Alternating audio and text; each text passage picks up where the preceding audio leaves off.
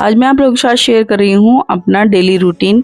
तो सबसे पहले मैं लगाती हूँ उठ करके झाड़ू, और उससे भी पहले पीती हूँ मैं एक गिलास गर्म पानी। तो गर्म पानी पीने के बाद मैं लगाने लग गई हूँ झाड़ू, और फिर आ गई हूँ रसोई में। तो अब मैं बनाऊँगी 1 कप चाय।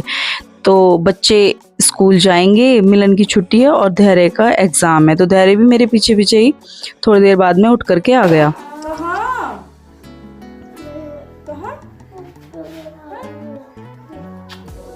दाने घेर करती है, दानों के साथ दानों के बने रखे दाने।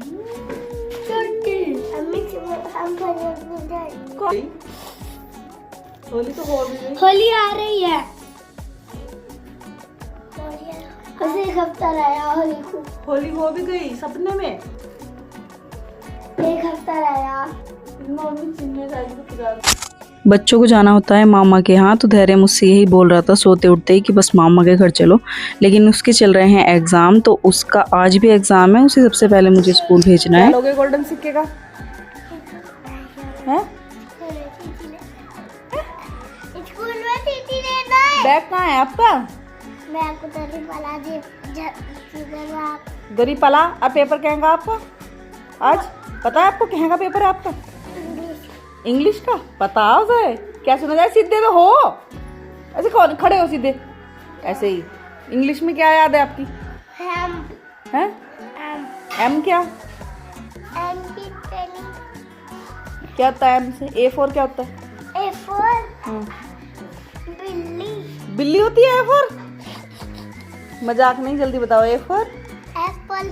बी फॉर छोटा एप्पल।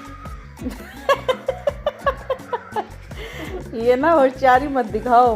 बी फॉर बड़ा एप्पल। बड़ा एप्पल। अब बड़ा एप्पल हो गया, मैडम डंडा बजावेगी। तो आजकल के बच्चे फ़ोन देख देख करके सही से बताना भी पसंद नहीं करते। उसे याद है लेकिन पता नहीं क्या क्या बताता है। और अब पापा उसे लेकर जा चुके हैं स्कूल, और मिलन भी साथ में गई है। तो उसके बाद मैंने मम्मी को भी नाश्ता दिया, और मम्मी को नाश्ता देने के बाद मैं खुद भी नाश्ता करने के लिए लग गई। तो बस अब मिलन तो आ जाएगी पापा जी के साथ, और पापा जी अपना नाश्ता कर चुके हैं। और अब मुझे जल्दी से नाश्ता फिनिश करके और फिर काम में लगना है, क्योंकि लाइट आ चुकी है।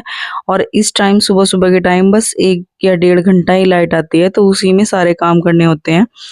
तो अब धूप भी निकल गई थी, क्योंकि धैर्य का स्कूल होता है 9 बजे का।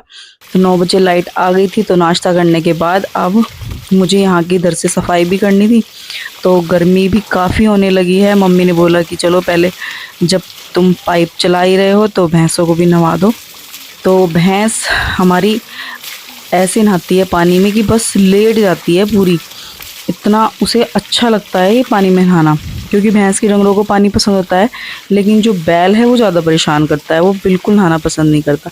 तो बस इधर से मैंने सफाई कर दी थी भैंसों को नहवा के, और उधर अब मम्मी और पापा ने यहाँ पर कुट्टी काटना शुरू कर दिया, क्योंकि लाइट का पता नहीं होता, इस टाइम बहुत ही कम आती है।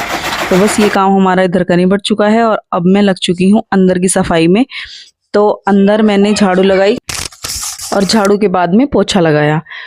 तो मेरा अंदर का काम भी अब फिनिश हो चुका है, और उसके बाद मुझे नहाना है और बर्तन साफ़ करने हैं, और फिर दोपहर का खाना बनाना है। तो बस झाड़ू पोछे का अगर काम जल्दी से निपट जाता है तो एक थोड़ी राहत की बात भी होती है, थोड़ी संतुष्टि सी होती है मन को कि हाँ हमारा आधा काम तो निपट चुका है। और बस नहा धो करके फिर मैं लग चुकी हूँ अपने काम में।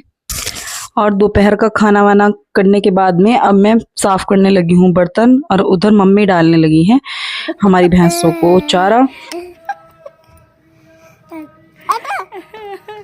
और धैर्य ने अपना स्कूटर क्या है ट्रैक्टर दिया है तोड़, अभी से सही करेगा। चल कर सही से। इसे थोड़ी उखाड़ना है, इसके तो टायर से ही करने हैं। इसको ऐसे खोल कर ली तो ठीक होगा। वो तो हाथ से खोल लो, हाथ से। अरे बहुत टाइट बंद कर दिया मैंने। ला तो मैं खोलूं। तो धैर्य ने अपने स्कूटर का हाल कर दिया है बिल्कुल बेहाल, एकदम ही तोड़ दिया। ऊपर से इसकी छतरी भी तोड़ दी, इसके पहिए भी निकाल दिया, और अब लगा हुआ है इसे सही करने में। देखें पेंच को सर प्लास लेकर के। तो इससे तो हुआ नहीं, बाद में इसका ट्रैक्टर मैंने सही किया।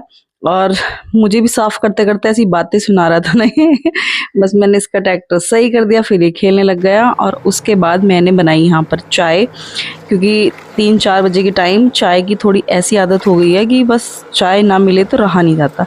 तो मैंने चाय बनाई, मम्मी को भी दी और उसके बाद मैंने भी पी।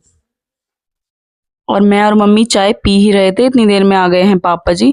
तो आज था सत्संग, तो पापा जी के साथ में जो उनके गुरुजी थे वो भी आए, जो महात्मा बोलते हैं इन्हें, क्योंकि हम निरंकारी सत्संग से जुड़े हुए हैं। तो फिर उन्होंने चाय के लिए कर दी थी मना। पापा जी ने बोला कि चलो कोई नहीं, मखाने भून दो थोड़े से, तो वही उनका नाश्ता हो जाएगा। तो उनके स्वागत के लिए मैंने यहाँ पर भुने मखाने अच्छे से घी में फ्राई करके फिर उसमें नमक डाली और नमक डाल करके फिर उसका नमकीन सा बना दिया। तो ये देखिए कितने बढ़िया मखाने मेरे बन चुके हैं। तो उसके बाद में मैंने पापा जी को दिए और पापा जी उन्हें दे करके आए। तो हमारे पापा जी निरंकारी सत्संग से जुड़े हुए हैं, तो उनके पास जो निरंकारी सत्संग से जुड़े हुए और लोग हैं वो आते रहते हैं और उन्हें महात्मा कहते हैं।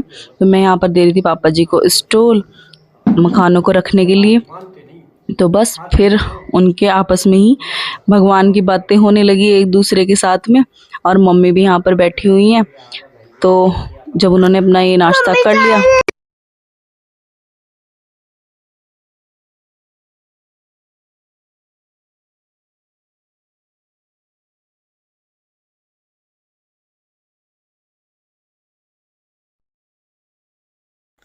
हेलो दोस्तों, तो शाम हो गई है और पूरे दिन का पता ही नहीं चलता किस टाइम हो जाती है। तो इस टाइम हमारे घर पे आए हुए हैं पापा जी के महात्मा। हमारा जो परिवार है वो निरंकारी है, तो उन्हीं के जो महात्मा आते रहते हैं, सेवा लगाते हैं जिनकी। तो पापा जी के साथ भी आए हैं, अभी हम उनकी सेवा में ही लगे हुए थे। तो अब शाम का खाना बनाना है, पूरा दिन ऐसे ही निकल गया। तो अब शाम का खाने की तैयारी शुरू हो चुकी है। अब मैं मम्मी से पूछूंगी क्या बनाना है और उसके बाद फिर से आप लोगों के साथ मिलूंगी।